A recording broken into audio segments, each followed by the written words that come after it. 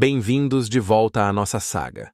No último episódio, vimos nascer as Ilhas de Cabo Verde, um palco geológico à espera dos seus atores. Hoje, vamos recuar e olhar para o mundo no século XV, para entender a força poderosa que iria impulsionar os navios europeus para o desconhecido.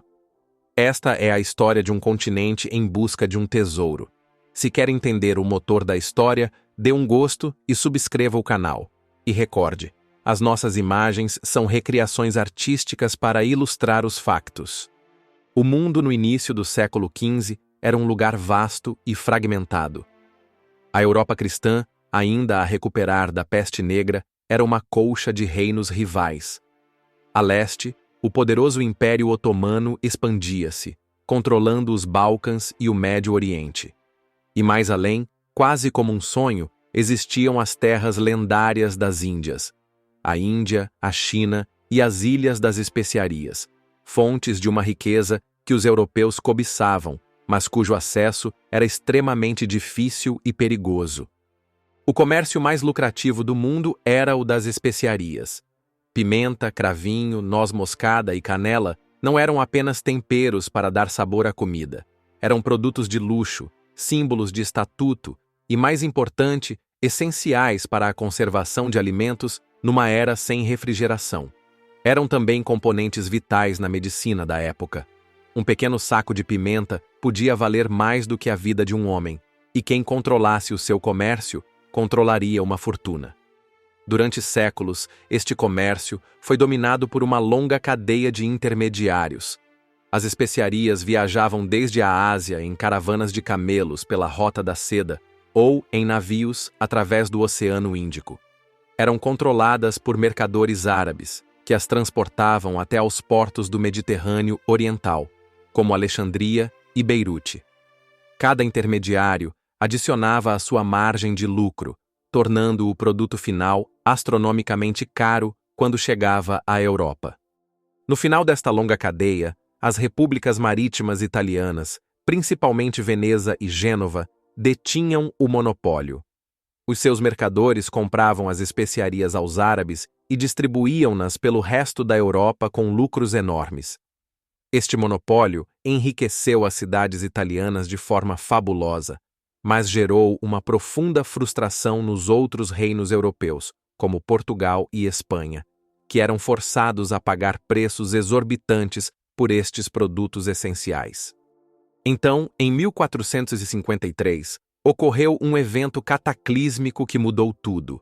O sultão otomano Mehmed II conquistou a cidade de Constantinopla, o último bastião do Império Bizantino. A queda de Constantinopla não foi apenas uma derrota militar e religiosa para a cristandade, foi um terremoto econômico. Os otomanos passaram a controlar a principal porta de entrada terrestre para o Oriente, tornando o acesso à Rota da Seda ainda mais difícil, caro e politicamente instável. Para os reinos da Península Ibérica, a situação tornou-se insustentável.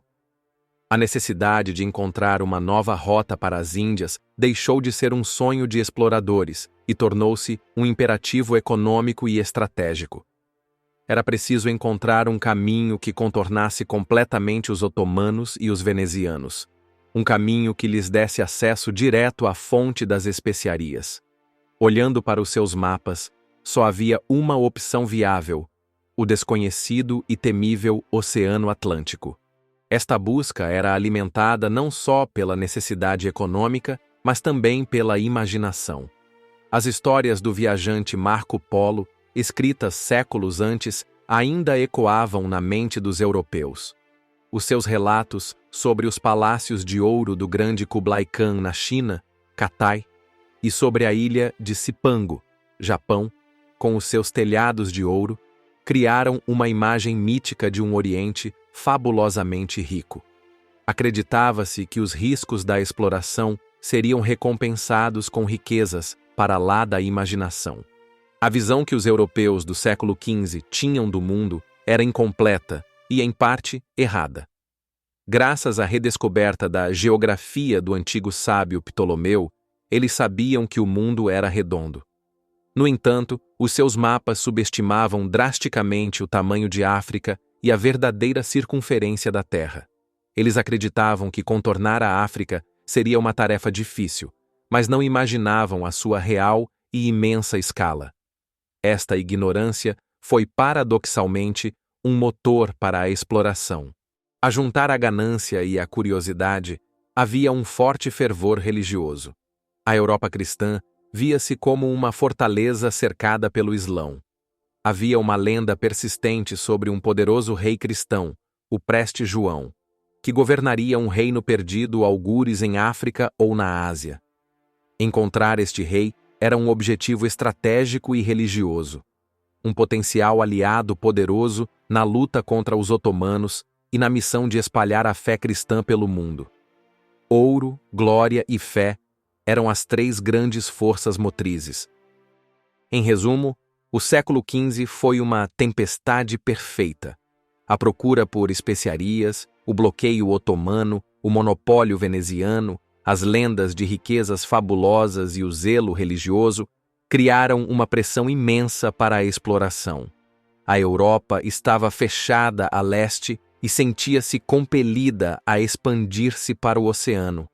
A grande questão era: que nação teria a visão, a tecnologia, a coragem e, acima de tudo, a determinação para liderar esta perigosa aventura?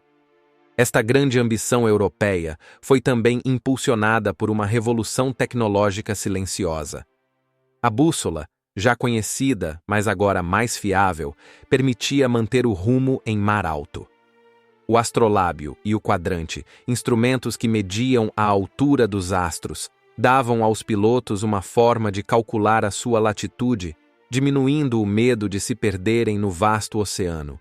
Juntamente com a arte da cartografia, que se desenvolvia rapidamente, estas ferramentas deram aos navegadores a confiança necessária para se aventurarem para lá da costa. Neste cenário de crise e oportunidade, um pequeno reino no extremo sudoeste da Europa estava unicamente posicionado para aceitar o desafio. Um país com uma longa costa atlântica, uma tradição de pesca e navegação, e um príncipe visionário que iria dedicar a sua vida a desvendar os segredos do oceano.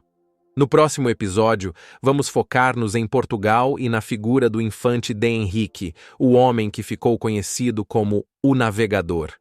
Obrigado por nos acompanhar nesta contextualização do mundo no século XV. Como vimos, a descoberta de Cabo Verde não foi um acidente, mas sim uma consequência de enormes forças econômicas e políticas.